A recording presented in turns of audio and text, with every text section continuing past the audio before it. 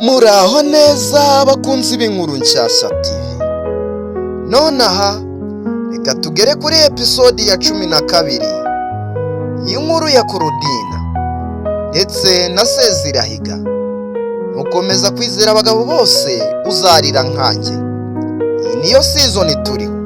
Tugeze kuri episode ya 12, igice cya 12 kuri kutubwira ngo kwikombe ry'ukuri uwo dukomokaho ninde. Nyuma y'ifoto hari ukuri. Korodina yicaye imbere y'ifoto yakuyemo igihunga.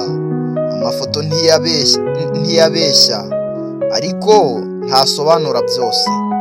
Yarebye Liyamu, yibuka amagambo ye, amasezerano ye, uburyo yamurebaga mu maso agasa n'ushaka kuvuga ngo uri uwanjye.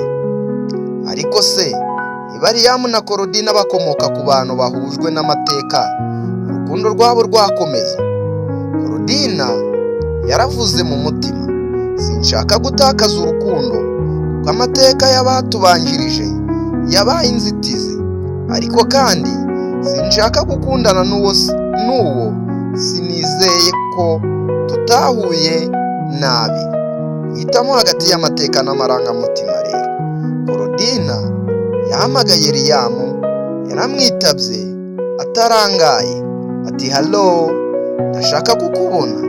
Si ku buryo bwa kera, si uko nari ngukumbuye, nuko nshaka kukureba nk'uko umuntu areba ahantu yakundiye bwa mbere cyangwa yatangiye kugira mu rukundo bwa mbere, naho ubundi umutima wanjye uri ku nkengero.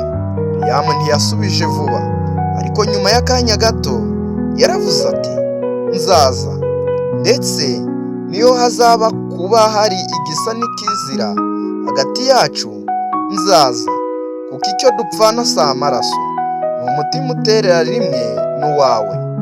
Maze asoma ibikomere.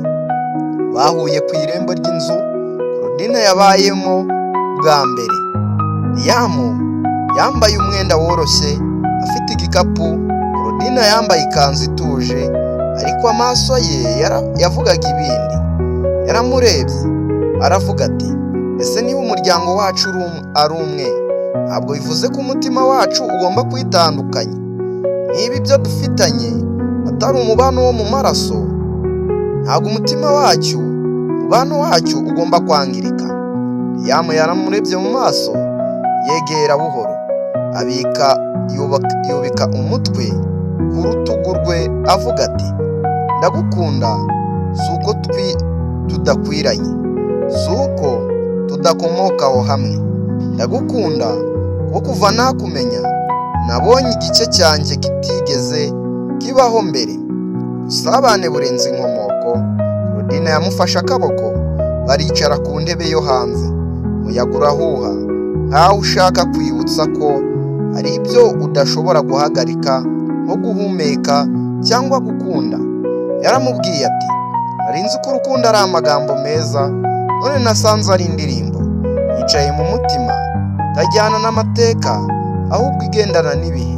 Ntabwo ndi umwana wo ku muryango, ndi umwana w'urukundo. Ijoro ry'inshuro ya mbere, ku mugoroba bicaye imbere y'urumuri rw'itara.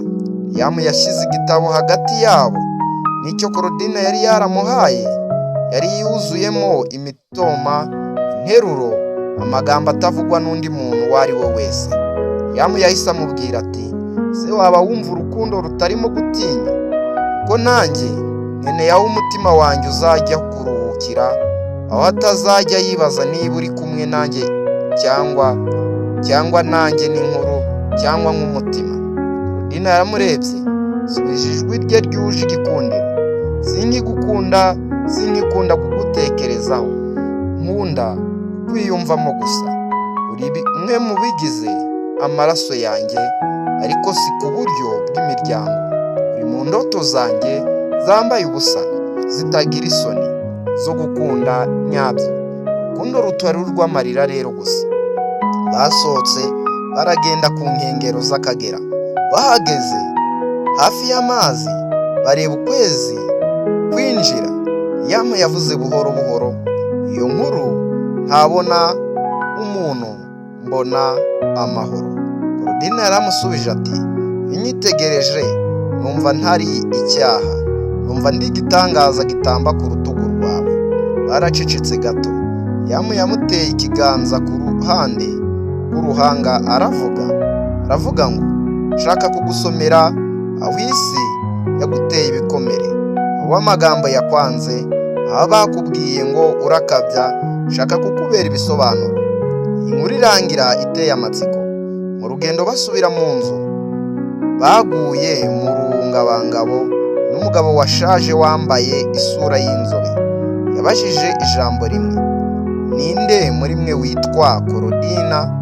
Korodina yaravuze ati, ni njyewe. Umugabo aramubwira ati, hari igisubizo cy'ikibazo utigeze wibaza. Yamu si musaza wawe, ariko hari undi muntu wavuzwe mu ibara ya nyoko utarigeze abaho mu buzima bwawe, kandi ni wo papa wawe cyangwa ni we papa wawe. Korodina yaratuje. Yamu yahise amufata akaboko, bararebana, basa n'abari guhagarika isi mu minota 3 gusa. Umugabo yabahaye envelope, Korodina yarayifashe. Kanya gato Yamu yaravuze ati, ese niba papa wawe atari uwo twibwiraga, cyangwa ese niba papa atari wo twibwiraga, urukundo rwacu ntirwakomereje aho rwatangiriye? Korodina areba mu ijisho rye, arasubiza buhoro buhoro ati, turi aho twatangiriye, ariko ndumva ntari aho nasigaye. Afunguye envelope ahasanga ifoto ya nyina ari kumwe n'undi mugabo. Nyuma handitseho, yari umwana wanjye, ariko ntabwo yabashije kumenya ukuri kugeza igihe ibaruwa izagera mu maboko ye. Korodina yahindukiye areba Yamu, avuga ijambo rimwe gusa, noneho dushobora gukundana tutikoma. Biracyaza rero. Igice cya 13 ntabwo umutima ujya uhindura aho wakunze. Se Korodina agiye kwinjira mu rukundo rudasubira inyuma? Se Yamu azamuhagararira mu nzira nshya? Si ibanga ry'uwo mugabo mushya rizasenya cyangwa ryubaka urukundo rwabo? Wowe mbwira gusa, ndahita nguhereza igice cya 13. Ndatinze. Bakunda cyane bamaze gukanda subscribe, Imana ikumere umugisha. Yabagezagaho iyi nkuru ya Korodina na Sezirahiga ndetse na Yamu ni Fabien. Ese wamaze gukanda subscribe kuri YouTube channel yacu yitwa Inkuru Nshyashya TV? Ntabwo wari wayikora? Ni wo mwanya mwiza ukubwiye kuduhereza subscribe kugira ngo dukomeze kujyana, dukomeza kureba ibindi bice bya Korodina na Sezirahiga. Bakunda cyane, Imana ikomeze bandebera icyoroshye. Ciao.